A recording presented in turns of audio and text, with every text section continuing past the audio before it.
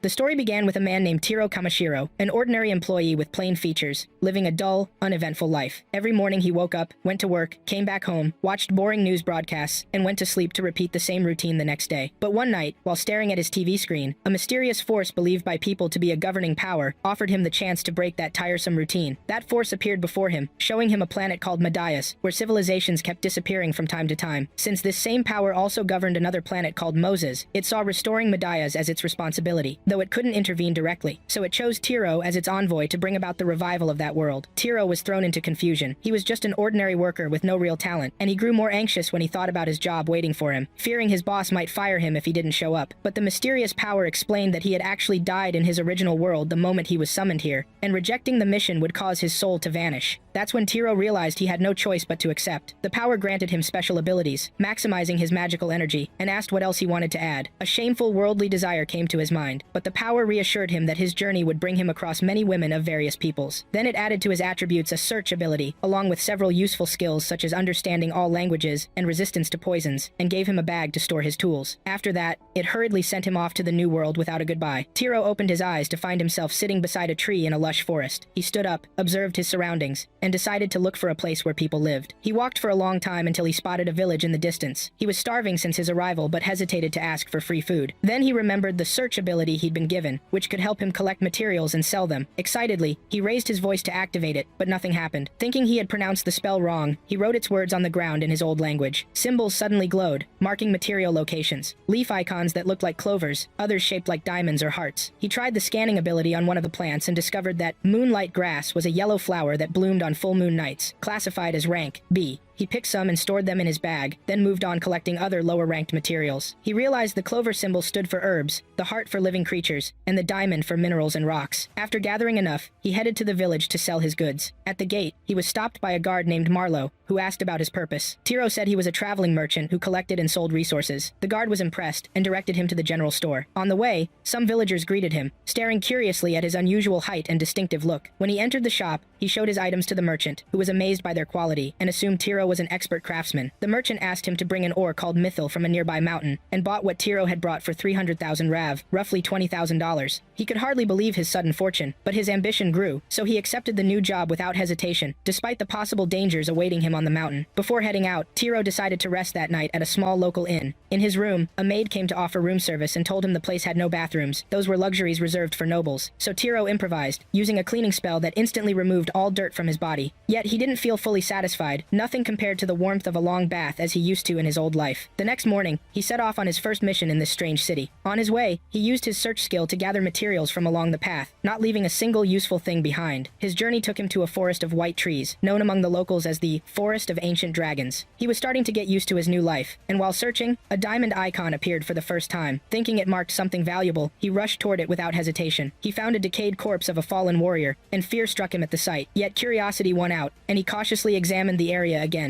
Beside the body, he found a family talisman with no rank. When he opened it, he discovered a letter from the warrior's sister, thanking him for what he had done for them and begging him to come home no matter what. Tiro realized the man would never return, so he buried him by hand and said a short prayer. Before sunset, he chose a place to camp, set up a magical barrier for protection, and built a fire using the stones he'd collected. He mixed some herbs in a small pot and cooked his first meal in this world, pleasantly surprised by its flavor. The next morning, he continued toward the forest's edge, using his search ability to find more resources. He was puzzled by the lack of mining ores that were said to be there, and he noticed the absence of monsters people had warned him about. He wondered if they were avoiding him because of his scent, but considered that a blessing as long as he stayed safe. He ran happily toward the forest's end, but to his surprise, a wide chasm separated him from the mountains. Unable to stop, he fell into the abyss and used all his magic to survive, landing safely inside a cave. Using search again, he found many ores, but no mithril among them. Boosting his magic power, he finally detected mithril, but before he could approach, the cave shook violently. He cast an explosion spell toward the spot he saw, scattering pieces of mithril, managing to collect a few before the shaking began again. Instead of fleeing, he went deeper into the cave, lighting his way with a faint glow. There he found crystal clear water unlike anything he'd ever seen, and checked it using scan magic. It turned out to be high-ranking underground magical water, extremely rare and valuable. Realizing its worth, he decided to taste it. The scan further revealed that the water belonged to an ancient dragon dwelling deep beneath the earth, making him wonder if the creature was still alive. Before long, the water began to ripple violently. The dragon had truly awakened from its slumber. Tiro's high magical energy had disturbed its rest. The dragon rose, water streaming off its body. Tiro instantly knelt and apologized for the trouble, a habit he'd carried from his office days. Introducing himself as a human, he offered his regrets. The dragon, calling itself Vuldios, replied that Tiro's magical power nearly matched its own. Tiro wasn't seeking compliments, but Vuldios asked him for a favor in exchange for a valuable reward. He explained that the still water had stopped his egg from hatching, and he needed Tiro's magical energy to bring it to life. In return, he promised to give Tiro the mithril he was looking for, and guided him to channel his energy into the egg to start incubation. Thinking the egg needed heat to hatch, Tiro infused it with his magic to warm it, but suddenly, a mysterious force engulfed him. The ground trembled, and Vuldios let out a booming laugh. Fear-filled Tiro, was this a trap to kill him? He fell into the water and began to drown, lamenting the cruel fate that brought him death again just when he'd been given a second chance to live. When he closed his eyes thinking it was the end, he found himself before a figure unlike the previous mystical power, some kind of celestial being watching him closely. The being said that anyone who saw a dragon would either flee or faint, but this human had surpassed both fear and sense, so much that his existence alone could change the world's balance. Then the being murmured that since Tiro desired a gentle companion, he would have one. Tiro's vision faded again, and he lost consciousness. When he woke up, he was alive, with Vuldios standing in front of him, and a faint whimper echoed nearby. He turned to see a small dragon jumping toward him, licking him playfully with its dirty tongue. He gently pushed it away, and Vuldios told him to give the newborn a name. Tiro named him Black. Vuldios approved, and asked Tiro to take the hatchling with him, saying Tiro could care for it properly. He gave Tiro the mithril he had come for, and returned to the depths of the water. Tiro had no choice but to accept the responsibility. He washed the little dragon and prepared to leave, asking his new companion if he was ready to join him on his next gathering trip. He left the cave with Black perched on his shoulder, the small dragon fluttering around joyfully, seeing the world for the first time. As sunset approached, Tiro set up camp, unpacking his gear and noticing that his bag was now filled with high-grade magical water. He remembered Vuldios had breathed special magic into it earlier. Through his magic system, Tiro learned that this water was essential for raising young dragons. He filled a cup and gave it to Black, who in return offered him a small symbolic sip, a gesture of friendship and companionship. Tiro drank it respectfully, finding the taste rather plain despite its immense value. Then he created magical stones and used a firestone to light the campfire. After hours of cooking, he prepared a pot of meat stew for himself and his little dragon, and they ate together happily. Before sleeping, Tiro wondered if Black felt lonely after parting with his parent. The dragon answered with a silent hug, making Tiro realize the little one saw him as his father. A warm feeling of joy filled his heart for the gentle companion fate had given him on his very first day in this strange world. Driven by curiosity, he opened the abilities list and found that Black was actually an ancient dragon of rank B, even stronger than him, which made him feel more responsible toward him. In the morning, Tiro climbed to the surface and noticed the forest looked different from the day before, but he ignored it and continued collecting herbs skillfully as usual. Suddenly, Black hid behind him trembling, and Tiro sensed several monsters approaching. When he turned, a huge rockhawk let out an ear-splitting screech. It was a rank C monster. Tiro wasn't scared. Compared to an ancient dragon like Vuldios, this bird looked like a toy. Confident and determined, he prepared to fight, imagining roasting its legs over the fire. He summoned a magical shield for defense, then cast 3 ice spears that struck the bird and brought it down. The other monsters soon appeared, and Tiro happily saw them as another source of food. Using speed and hardening spells to boost his power, he launched swift, decisive attacks and defeated them all without even needing a weapon.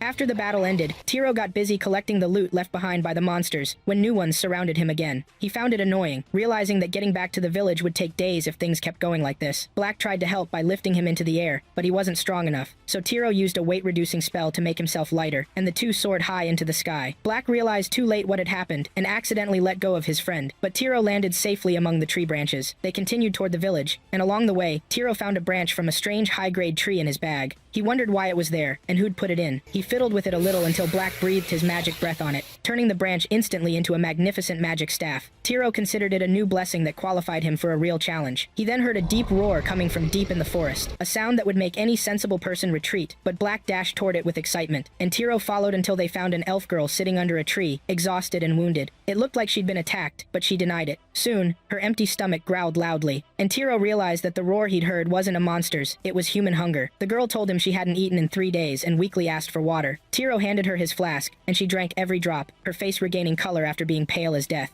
She thanked him warmly, but hunger soon returned, so he offered her a sandwich from his bag. She devoured it hungrily until a cheerful energy filled her, bringing back her vitality. Tiro asked why her food had run out when she wasn't far from the village. She answered awkwardly, revealing her lack of travel experience. He realized she was a beginner adventurer who hadn't prepared her provisions properly. When she tried to argue, he gently hushed her, pointing out the sweet scent coming from her. The girl took offense at his comment and stormed off angrily without thanking him again. Tiro left the forest as well, and saw a carriage in the distance pulled by a unicorn. Judging from its weak ranking, this kind wasn't rare in that world. The merchant driving the carriage offered to give Tiro and his little dragon a ride to the village, and he gladly accepted. The merchant's children were talkative and started to annoy him, so he jokingly tried to scare them by saying he might be a disguised thief. But the kids just laughed confidently, saying their magical bell would ring if danger approached, yet it remained silent. Tiro was intrigued by the bell, while the family grew more interested in him when they noticed the small dragon on his shoulder. The merchant asked what kind of creature it was, and Tiro replied that it was a small black dragon, without revealing its true identity as an ancient dragon. The merchant was astonished, since dragons were usually companions of chosen knights. He was surprised that such a calm man traveled with such a powerful creature. When they learned that Tiro had hatched the egg himself, their amazement doubled, so Tiro chose silence to avoid further questions. Night fell before they reached the village, so they set up camp near the road. Tiro lit the area with a light spell, and cast a protective barrier to keep monsters away. The family had some doubts about the simple spell's effectiveness, but he reassured them that Black would warn them of any incoming danger. That made them feel safe. Trusting in a dragon's ability to guard them, Lady Eliza offered to prepare dinner for everyone, but Tiro eagerly volunteered to cook himself. His recipe book only had meat soup in it, but he decided to turn it into a full meal for his companions. He pulled out ingredients from his magic bag, impressing the children with his ability to summon things from another dimension. They asked if he was a skilled wizard, but he modestly said he was just an ordinary man. His bag was the special one, not him. After an hour's work, dinner was ready. 3 dishes: grilled steak, his signature meat soup, and a salad of mushrooms and vegetables. The children tasted the food first, followed by their parents, and everyone was amazed by the flavor. The merchant was so impressed that he jokingly thought anyone who could cook like that deserved to be a household head, not just a wandering cook. Tiro simply smiled, puzzled by the mysterious deliciousness he couldn't quite explain. After dinner, the merchant took out his lute and played a gentle, sweet tune, accompanied by his wife's soft, melodious voice, while their children danced joyfully around the fire. Black joined in their fun with childlike playfulness, and soon the children pulled Tiro in to dance with them. In that moment, he felt that the simple happiness he shared with strangers on this warm night far surpassed the lonely peace he once knew in his old world. When dawn broke, Tiro started the day, maintaining his gear, while the merchant and his wife readied the carriage for the trip to the village. They all had a light breakfast, then continued on until they reached the outskirts of Tormy village. At the gate, Tiro got off the carriage and thanked the family for their kind company, and they returned the thanks warmly before heading home deeper into the village. A guard approached Tiro and told him that the family only visited the village in spring and spent winters in the cities, explaining that the merchant sold woven fabrics from other regions. Tiro recalled the sadness he'd seen in the man's eyes and guessed that his trade hadn't gone well this season. He felt grateful for his own ability to gather resources easily and realized that he truly was one of the fortunate ones. He then headed to Jerome's shop, the collector of curiosities, to sell the materials he'd gathered, along with the mythal ore Jerome had requested earlier. Jerome examined the ore carefully, then looked up and declared that it wasn't ordinary mythal, it was rare magical mythal ore. Tiro feigned surprise, though he knew he'd mixed the types on purpose. Jerome explained that this ore was a legendary material unseen for generations, and that the amount Tiro brought was equal in power to all the country's magic stones combined. Tiro was amazed at his own skill's results, but chalked it up to luck. Jerome, however, was convinced he was dealing with a genius resource gatherer, even if the man lacked practical sense. Before they parted, Jerome advised him to travel to Belkheim City, saying it was the center of knowledge and trade, where people like Tiro could become famous and successful. Tiro thought it over, then agreed, deciding to begin a new chapter in his journey. That night, Tiro sat in his inn reading a massive encyclopedia about the world he was living in. He didn't know what the Adventurers Guild was, so he researched it carefully until he understood its system and purpose. He decided to officially join so he could become a registered adventurer, earning money while exploring this beautiful world. He also looked forward to traveling to Belkheim, though he chose to stay a bit longer in the village to wrap up some matters before leaving. At sunrise, he went to the butcher to process the monster meat he'd hunted in the forest. That evening, he invited all the villagers to a feast made from that meat. Everyone gathered around him happily, ate, and thanked him for his generosity. The next day, he ventured out to collect more herbs, planning to leave the following morning. He visited a woman's shop to buy some spices, and when she learned he was leaving, she sadly said everyone would miss him. She wished him luck and gave him provisions she'd made herself. The trip to Belkheim would take about a month, and though Tiro hadn't been in the village long, he had become well loved among its people. Back at the inn, he reflected on the mythal ore he still had left, since he hadn't sold it to Jerome. He sat thinking about what to do with it while Black dozed peacefully, tired from trying to think of something beyond his tiny mind. Then Tiro got an idea to use the precious metal to make something that could help the villagers. He fused the ore with magic and placed it in an oil lamp, which worked perfectly on the first try. At dawn, the villagers gathered at the gate to see him off. Smiles, tears, and well wishes filled the air, and Tiro thanked them all for their kindness.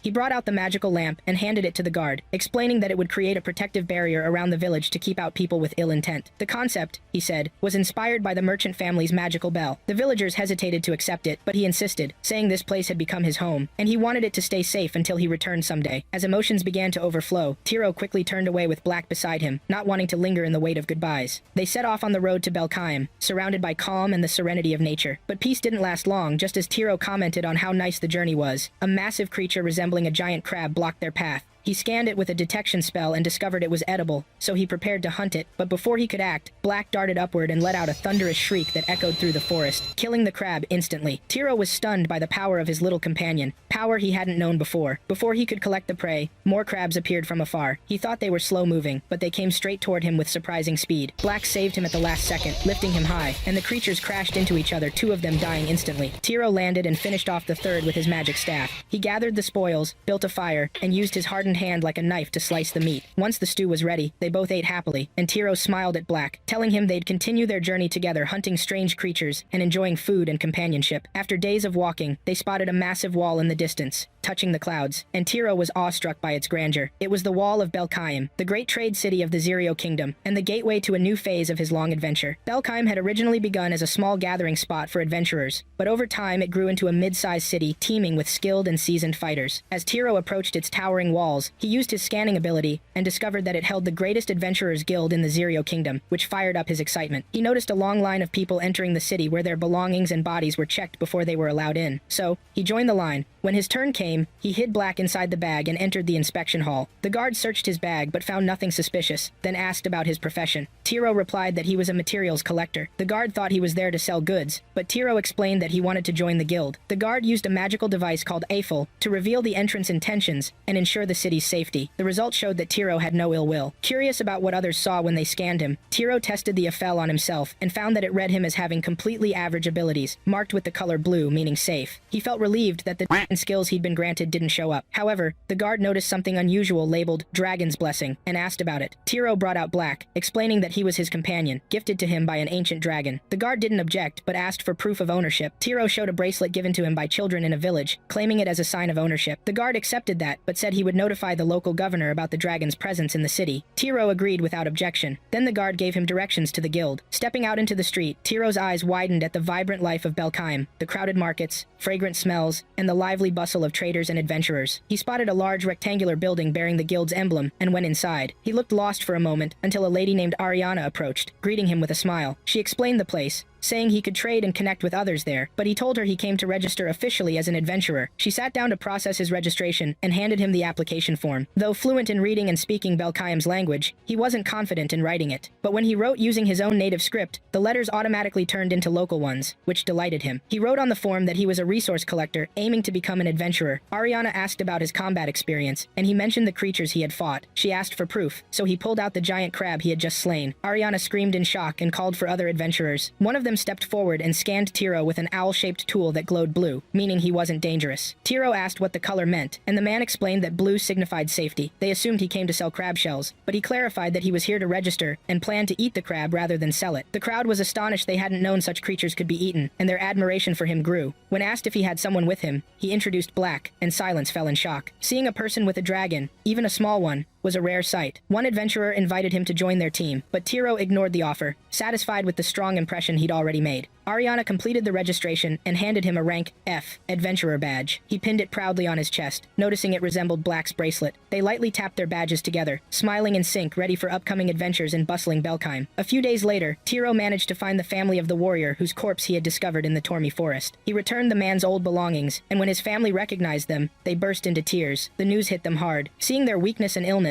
Tiro remembered what the city guard had once told him about their hardships. When Tiro entered Belkaim, he had asked about the warrior whose body he'd found earlier, having learned his name from a letter among his belongings, Bill Rhea. The guard told him Bill Rhea had gone on a mission to buy medicine for his ailing father but never returned. Tiro realized the poor man must have died during that mission, which filled him with sorrow and compelled him to do something kind for the family to ease their pain. After helping them, he went to the Adventurers Guild to trade some herbs he had gathered with a furred merchant who looked like a fox. While they talked, Ariana was secretly watching from behind the wall, though The fox noticed her long ears poking out and asked if something was wrong. She nervously stepped forward and said she'd received a pile of requests from clients, specifically asking for Tiro to take on their jobs, proof that his reputation had spread quickly through the city. Tiro hesitated to accept them all, so he took half and promised to complete them soon. After selling his materials, he went to the bathhouse to relax with Black. Half a month had passed since he arrived in Belkaim, and everything was going smoothly. He remembered his first visit to that public bath when the water was murky, and he'd purified it with cleansing magic until it became crystal clear. Since then, he'd gone there daily to wash off his fatigue. That day, a beastman named Klee approached him, saying he'd heard rumors that Tiro possessed great healing magic. Tiro asked for details, and Klee explained that people were talking about how Tiro had healed a sick man in the slums using magic. It was true Tiro had used healing magic on Bilria's father and family, restoring their health and strength. Tiro admitted it calmly, saying it wasn't a big deal. Klee asked if he'd been paid, and when he learned Tiro had done it for free, he laughed, surprised that someone so kind could exist in such a harsh world. Klee advised him to raise his guild rank so he could take on tougher missions and earn more, but Tiro said he was perfectly content with his current rank. He wasn't seeking money or fame. This worried Klee, who warned him that detachment from worldly things might draw unwanted attention or envy. A few days later, Tiro returned to his usual guild routine, trading what he'd collected. The fox merchant begged him again to raise his rank, insisting that someone with his skills deserved higher-level missions. But once again, Tiro refused, preferring a quiet life. Amid all that, an alarm suddenly rang through the city. Hordes of goblins were advancing toward the walls. Adventurers of rank D and above were mobilized to defend the city, while Tiro tried to slip away since he was technically a low rank. But the guildmaster, Rotor, caught him and dragged him along, fully aware of Tiro's true strength. Rotor laid out a plan to stop the goblins before they crossed the nearby river and gave a rousing speech that fired everyone up. The adventurer teams moved to the battlefield and set up camp atop a mountain ridge to watch all directions. Tiro stayed at the rear with a girl named Muselli, who was trembling with fear at the growls of surrounding monsters. He noticed her unease and tried to calm her down, reminding her that her role as a field healer was critical and that she needed to focus on treating the wounded. He reassured her that fear of the unknown was natural, but people only prove their existence by facing it. Muselli was moved by his words, and a new determination ignited within her. She vowed to do her part with all her strength once the battle began. Klee was also in the camp, and when Tiro saw him, he asked why he was staying in the rear instead of going to the front lines. Klee said he had a deep wound on his back, and among warriors, such a wound was seen as shameful because it meant being injured while fleeing from the enemy. Tiro disagreed, saying that wounds come for many reasons, not all of them cowardly. It was clear from flashbacks that Klee had received that wound while protecting someone else. Tiro told him what really mattered was that he was still alive after such an injury. Klee gave a bitter laugh, wishing the world could see things as Tiro did. Just then, a sudden alarm blared from the front lines. Goblins had broken through the defenses and were heading straight toward Tiro's position. Klee stood up, saying it was time to do what must be done, and bid Tiro farewell before rushing into battle. Looking around, Tiro saw Muselli treating an injured soldier, encouraging him to stay strong with surprising courage. The sight impressed him just minutes ago. She had been trembling behind him, and now her bravery filled him with new strength. He activated his magic armor and raised a barrier around the camp, telling everyone to stay safe until he returned with Klee. Then he grabbed his staff and left. When he reached the battlefield, he strengthened his legs and arms and lunged into a group of goblins, taking them down swiftly. He noticed another team surrounded on all sides and joined them, asking what was happening. They told him they had been attacked by a higher type of goblin, led by a fierce commander who destroyed the first defensive line, and that without Klee, they would have been wiped out. But they'd lost track of him during the fight. Tiro grew worried, realizing Klee must be fighting alone, and dashed off to find him. He found him shortly after, locked in a bloody battle, struggling under the weight of both old and new wounds. Tiro rushed to his side, clearing away some of the attackers to give him breathing room. Klee, angry, asked why he had come. It was too dangerous for someone of his rank. Tiro replied that Klee was the one injured and couldn't keep going like that, urging him to retreat. But Klee refused, saying retreating would open the way for the goblins to attack the city. He insisted on staying and told Tiro to leave, explaining that the goblin commander would follow him wherever he went. Tiro stood watching him fight in pain, feeling sorrow as he saw blood covering his body. The thought of fully healing him crossed his mind, but that would mean touching the wound on his back. He asked if that wound held any special meaning or significance. Klee replied that it was nothing but a reminder of an old folly. Then Tiro summoned Black to fend off the demons and buy them some time, before taking out the magic elemental water from his bag and pouring it over Klee's body. Klee didn't understand what was happening, but he felt immense power surging through his veins, and a spark of excitement reigniting within him. He turned to Tiro in shock, asking what he had done. Tiro told him he had only healed him, but what Klee felt was far beyond simple recovery. Still, it wasn't the right time to talk,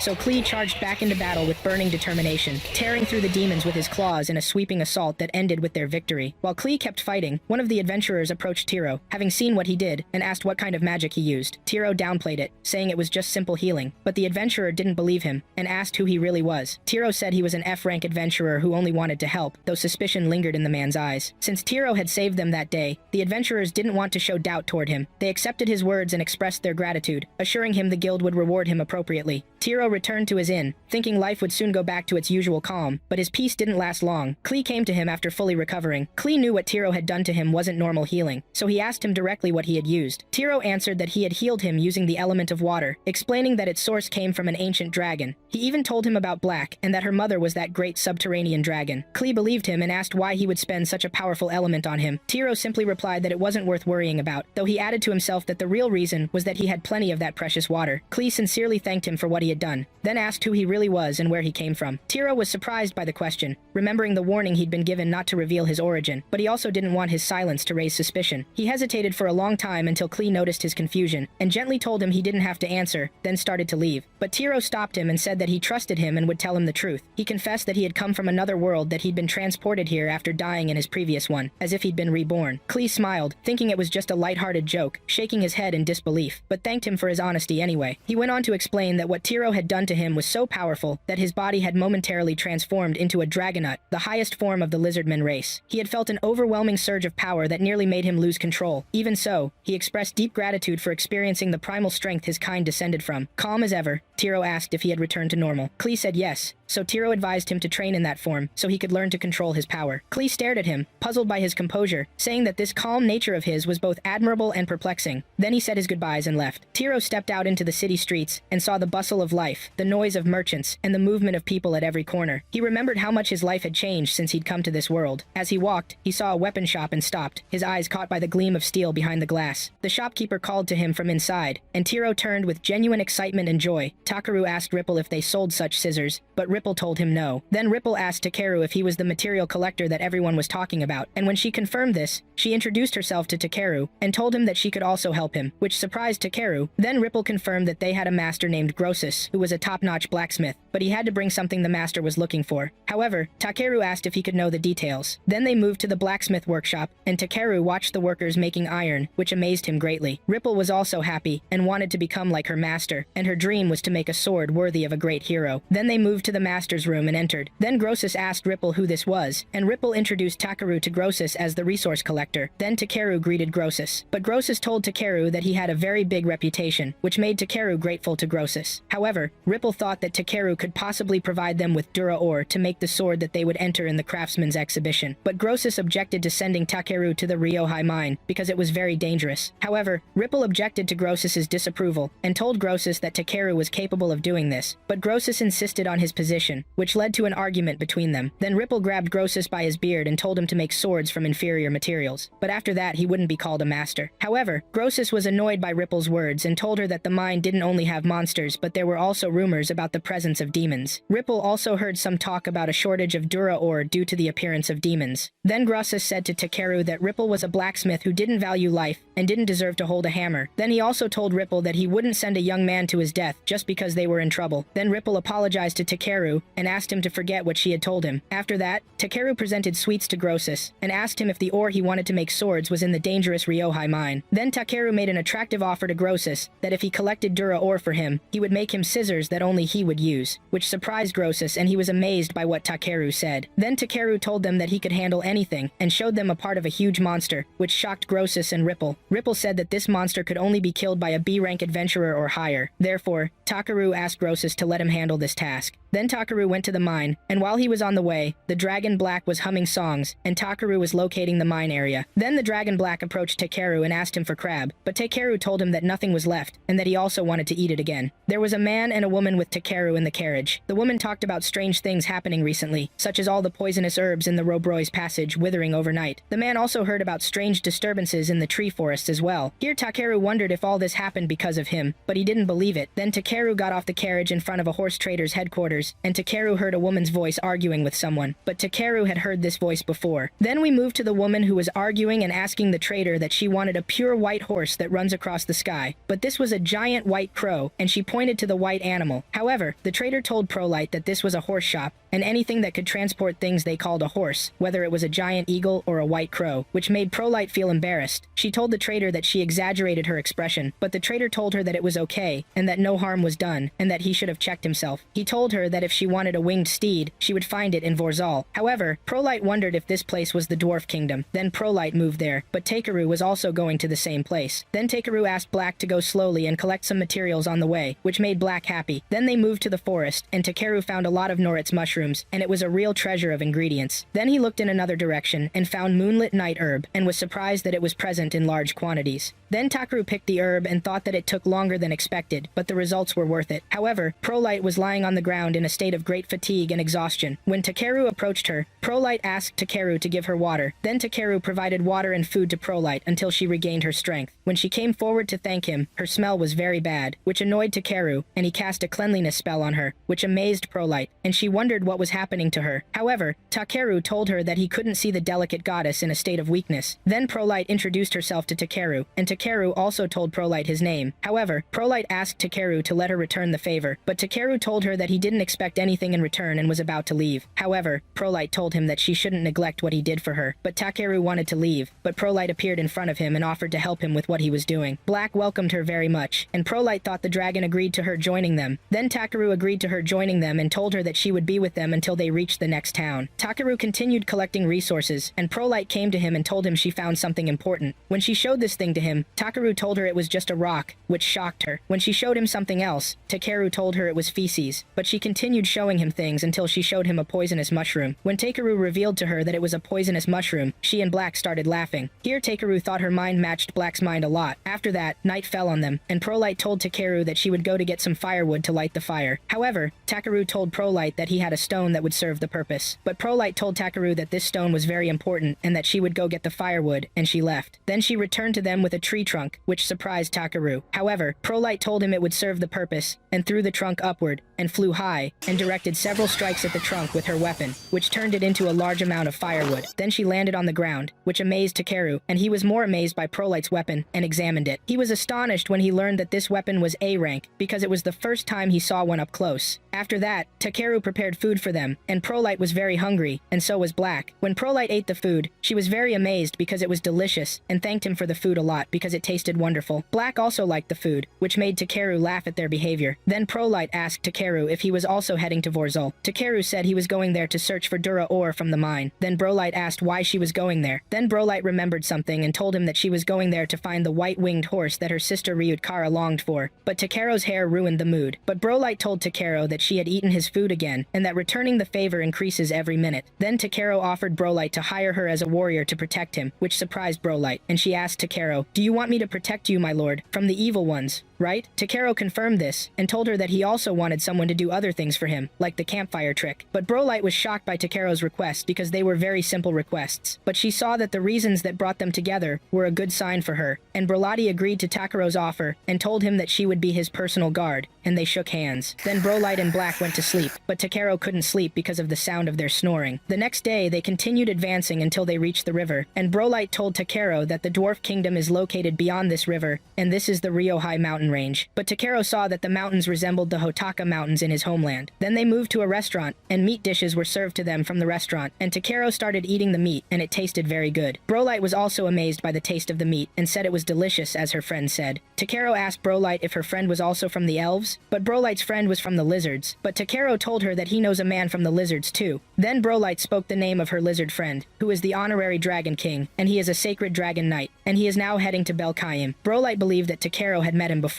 Then someone spoke from behind Takeru, and told Prolite that the matter is deeper than just a meeting. Then Takeru looked behind him, and saw Clay sitting eating food too. Then Clay told them that my girlfriend's friend is now my friend, and Prolite missed Clay a lot. But Clay said to Takeru that he left town without telling him. But Takeru told Clay that he told the guild that he would be away for a while. But Clay told him that he was still mysterious, and asked him, "Where are you heading?" When Clay learned that Takeru was going to the mine, he told him that this mine is dangerous and not suitable for his rank. But Takeru saw that Grossus was in trouble, and that he couldn't ignore ignore this, but Clay told Takero that this place is very dangerous, and that he must get a big reward, or he will regret it. But Takero assured Clay that he would get a big reward, and that Grossus promised him that he would make him a set of absolute scissors. Clay was surprised, but Takero wanted to win the favor of a very skilled blacksmith because he might get a cooking pot or a fancy frying pan. But Clay doesn't know if he's kind-hearted or naive. But for Takero, scissors are better than a sword because he's a resource gatherer. Then Takero thought they should go, but Brolite wanted to eat dessert. But Takero asked, how much can you eat? Then Clay said he would accompany them too, which surprised Takero. But Clay will go there to fix his spear too. But Brolite thought that Clay would be another guard for Takero, which annoyed Takero from saying this. But Clay asked with surprise, is Brolite a personal guard? Brolite said that she is Takero's personal guard, and he is on his way to Vos Raoul. But Clay joined them as a personal guard to Takero too. But Takero thought that Clay is a very grumpy old man, and that Brolite is a hopeless elf, but they are very skilled.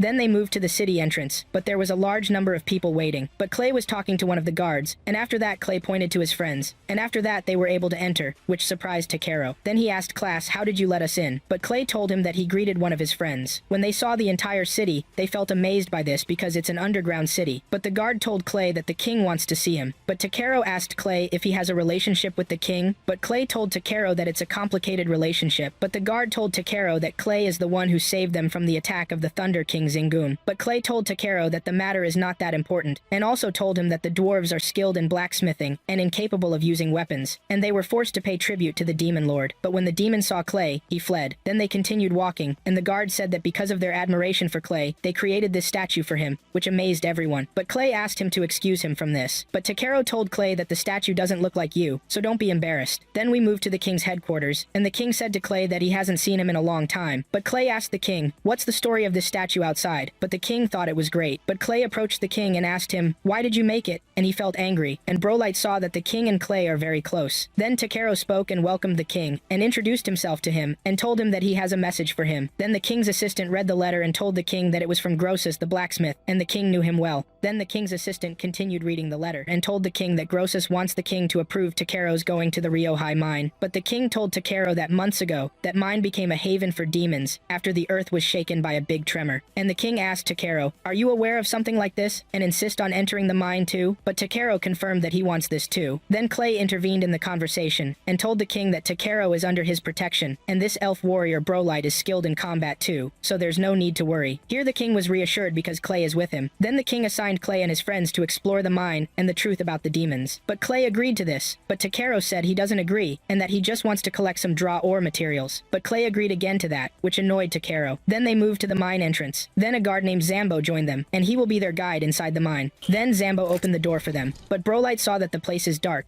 But Takero cast a spell to light up the place. Then he received the map from Zambo, and cast a reading spell to understand what's in it, which amazed Brolite that he cast 2 spells at once. But Clay asked Takero not to do strange things again. But Takero didn't pay attention to their talk and searched for draw ore in the place, and several types of mineral ores appeared to him, but their signals are very weak. Then Zambo approached Takero and asked him if he notices this just by looking. But Takero asked them to penetrate inside a little, but Black felt something, which made everyone ready to fight. But Clay asked Takero to stay behind them because there's something coming to them, but they don't see it. But Takero cast a search spell until a strange body approaching them appeared. Then 2 monsters attacked them, and Clay attacked the first one and killed it. Then Takero cast a spell that fixed the other one in place, and asked Brolite to finish it off. And Brolite succeeded in this, but she felt happy and asked Takero how he was able to use this wonderful spell. After that they continued advancing, and Takero expected that the magic concentration here is strong, and there are traces of draw ore too in some places. But Takero stopped and headed to a dead end, but there were draw ores that he needed. Then Takero asked Zambo to use his special method of extracting minerals, and asked them to stay away from the walls. Then Takero cast his magic and used fire too, and blew up the walls until a large amount of draw ore appeared to him, which amazed Zambo. But this ore is drite, and it's very rare. Then Takero examined it and found that Zambo was right. Also, Clay felt a large magical energy, and it almost seems to be a magic stone too. But Takero thought there was a pocket containing a magic core in this tunnel. Then Black told Takero about something coming, which shocked Takero. Then the rest approached Takero and Brolite asked about the matter. When they heard a sound, Clay asked, what is this sound? But Zambo told them that this is the cursed demon. But Takero asked them to let him. He will take care of this monster. But Clay saw that this is madness from him. But Takero told them that he needs this. Then the monster appeared to them, and it's a giant crab, which made Takero and Black very happy.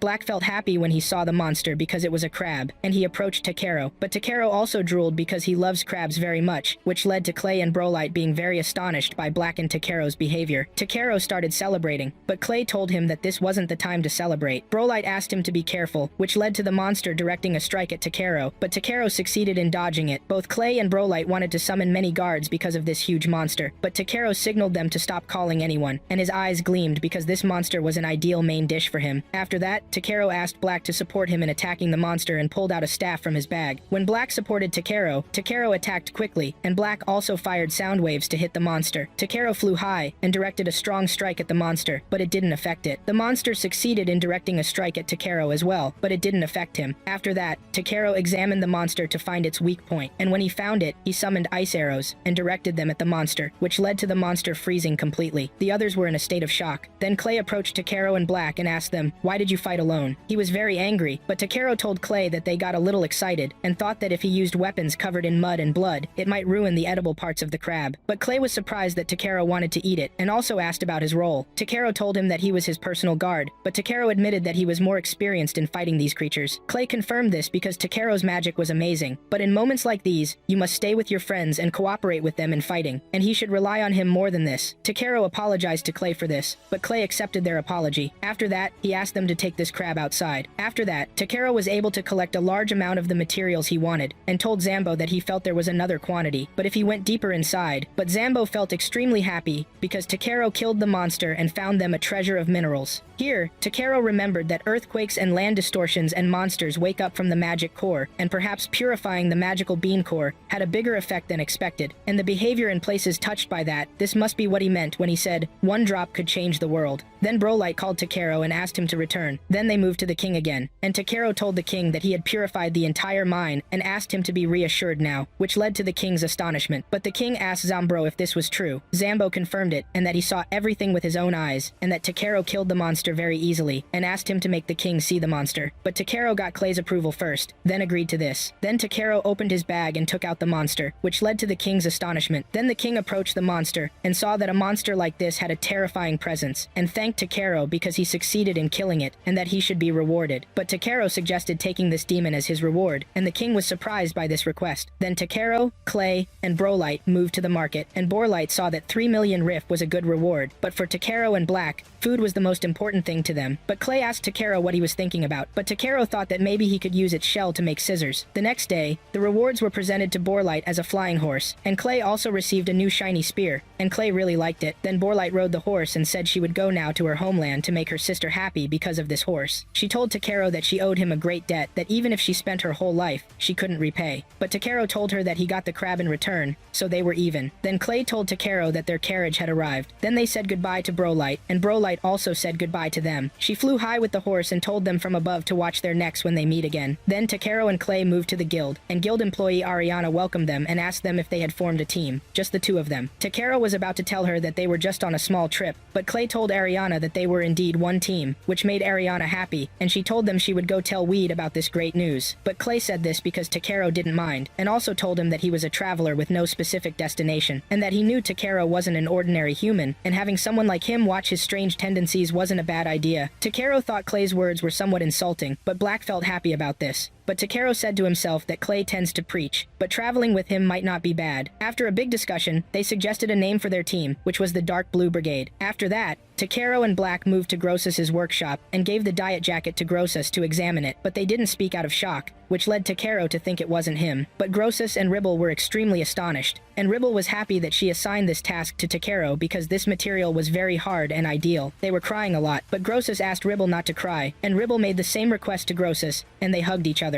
Here, Takeru felt happy because they were pleased with this material. Grossus said he had never seen this quantity of materials in one place. Takeru said to himself that he knew the quality of the materials was high, but he didn't expect them to be so impressed by it. Even if the inspection showed it was perfect, you never know if it truly meets what the customer wants. But the most important thing in the market is to fulfill what the customer wants. Now Takeru began to feel proud of being a collector. Ribble said to Takeru that this quantity was large, and she couldn't give him his due, but Takeru told them he only wanted the scissors he requested, and would settle this part later. together. But now he wanted them to use these materials and make an amazing sword that would win first prize at the exhibition. After a month and a half, we moved to the tavern where he was having happy moments with Class and Black. Then Wade came to him and told him he had been looking for him and gave him a letter because he had been summoned by an important person. Clay thought from the seal's emblem that this summons was from House Lucilphus. Takeru asked Wade if this was from Lord Belkame, but Takeru said to himself he thought trouble was on the way, then said out loud that he would get a stomachache tomorrow and wouldn't be able to go. But Clay asked him to stop making pathetic excuses. Wade told Takeru that the Lord was kind and not hated at all. Then Takeru opened the letter to read it, and Clay discovered he was also mentioned in the letter. Wade told them the Lord had heard about their team's name and decided to summon the entire team. Takeru said this honor seemed more like a pretext for something, but Clay thought he should have shouted his desire to see the small dragon. Takeru asked if the Lord was planning to take Black, but Wade told Takeru that the Lord would never do that, and it wasn't within his authority either. Clay confirmed that if he did that, he would leave Belkame with him immediately, but Takeru thought they would head to the coast and treat themselves to fresh sashimi. Meanwhile, Wade said to them, "You intend to eat monster meat again?" Then we moved to Clay and Takeru in the Lord's carriage. The carriage was attracting everyone's attention, and Takeru was aware of this. But Clay thought this was because every adventurer dreams of being summoned to the Lord's palace, because everything changes if any adventurer gets his support. Even a chaotic adventurer gains credibility when guaranteed by a noble. Takeru understood this, and saw it was logical. Then Clay told Takeru they were entering the noble's district now, which amazed Takeru and Black by the view. Then they arrived at the palace, and the head butler welcomed them. He told them he would be their guide inside the palace and introduced himself as Raymond, and gestured for them to enter. There were servants receiving and welcoming them, which amazed Takeru. While they were on their way, a small girl came to them and said to them, "So you're the dragon child," and told Takeru that this dragon belonged to her. But Takeru refused. But the girl said dragons belong to nobles, and told Takeru he wasn't even a noble to own a dragon, which annoyed Takeru. But Clay knew this was Princess Tiaris. Then Takeru did an inspection on her to identify her, and discovered she was the Lord's daughter, and wondered how to deal with her. Then Takeru knelt before Tiaris, and asked her permission to ask a question. When she agreed, Takeru asked Tiaris, "Why do you think you have the right to this dragon?" But Tiaris answered him embarrassedly, that Bernard told her about an adventurer keeping a dragon, so it was natural for her to get it. Here, Takeru knew that Mr. Bernard was the one who told her. Tiaris also said that when dealing with rude and ignorant adventurers, she must act with dignity and firmness, so they obey her. Takeru asked himself, who is Bernard, because he's responsible for this. Then Takeru apologized to Tiaris because Black was part of his family and he couldn't hand him over to anyone. Then Tiaris asked the dragon if he was called Black. Black responded to her, which surprised Tiaris that the dragon responded to her. Takeru told Tiaris that Black understands human language. Tiaris felt very embarrassed because she treated them very harshly without thinking about their bond, and apologized to them. This led to Black approaching Tiaris. Tiaris asked Black if he forgave her, and when she confirmed this, she immediately hugged him. Then Takeru asked Tiaris, "Why do you want to own a dragon?" But Tiaris wanted to show him to her mother, and that it was very important. Then the Lord came to them and asked Tiaris, "What are you doing?" Then Takeru introduced himself to the Lord. The Lord introduced himself also to Takeru and said he was called Lucilphus, and they shook hands with each other. Then they moved to the sitting room, and tea was served to them. Lucilphus apologized to Takeru for his daughter's way of dealing, but Takeru told him there was no problem about this. Clay asked what they were summoned for, but Lucilphus told them there was one thing and only one he summoned them for, and that it concerned his wife Muleteria. Clay explained to Takeru that the lady had been bedridden for about half a year. Lucilphus told Takeru he had heard rumors about him, that a weak tenant suddenly regained his health because of his work, which led to Takeru boasting a lot. Then Lucilphus begged Takeru to save his wife from death. Takeru said his magic was strong enough to purify Clay, and that if he upset the balance, who knows what would happen. But Lucilphus said that Tiaris wanted a dragon for her mother. After a few days, Tiaris would leave for the royal capital to study. She thought a cute creature beside her mother would raise her spirits, and that her heart is kind despite her naivety sometimes, which made Clay cry when he heard this. Black also cried. But Takeru said to himself that this was a lord, and if he made a mistake, he would be drowned in problems. Then Takeru asked, "Where is Lady Muleteria?" This made Lucilphus happy that Takeru agreed, but Takeru said to himself that he was a big fool. Then they moved to Muleteria's room. Takeru saw that the room hadn't been ventilated for a while. Black also felt this. But Lucilphus approached Muleteria and told her he had brought the man he told her about, who heals diseases with mysterious power. He asked Takeru to come forward. Then Takeru asked to light the room, but Lucilphus told him that Muleteria was sensitive to sunlight. Then Takeru approached to take a look at her and began using inspection. He discovered she was suffering from many diseases. Then Clay approached Takeru and asked him if he knew what was wrong with her. Takeru answered to some extent. Lucilphus asked Takeru, "Can you treat her?" But Takeru could treat diseases like light sensitivity, joint pain, stomach pain, and dizziness too, which amazed Lucilphus. But Takeru found poisoning by Eifer, and he had never heard of it before. He said to himself even if he couldn't treat it with his magic, treating the rest of the diseases would help her. But Clay asked Takeru, "What's the matter?" Takeru said it was a matter matter of trust, and that he was just an unknown adventurer, and asked Lucilphus, "Will you leave your wife's matter to me?" But Lucilphus couldn't answer. But Muleteria said she would do whatever Lucilphus decided, but she wanted to hug Tiaris again, and she cried and said that was enough for her. Then Lucilphus cried and begged Takeru to save Muleteria. Here Takeru became very enthusiastic,